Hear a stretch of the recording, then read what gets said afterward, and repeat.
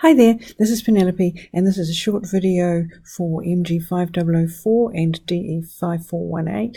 This is one of the potential test questions or exam questions coming up soon.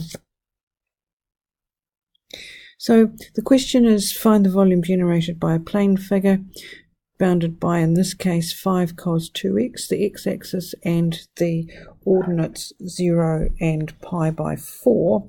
What we've got here is pi by 4 is on the blue line there, and it's this area here, and we are rotating it around the x-axis.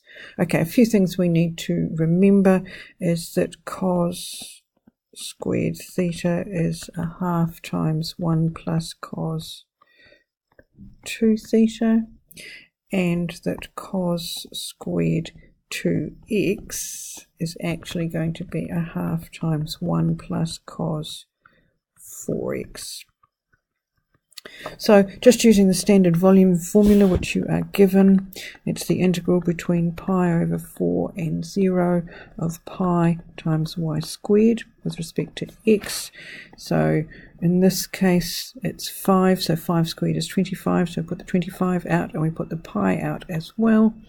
And then we need to find the integral of cos squared 2x, which I've already said is a half times 1 plus cos 4x, so I'll put the half outside as well. So 25 pi over 2, and then I'm going to find the integral of that between pi by 4 and 0.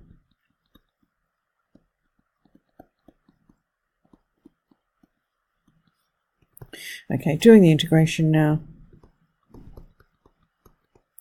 and we have that it's x plus sine 4x over 4 between pi by 4 and 0. So putting in the numbers, so it'll be pi over 4 plus 0 minus 0 plus 0. 25 pi by 2 times pi by 4, and it gives us 25 pi squared over 8, which if you needed it as a number would be roughly 30.843 cubic units.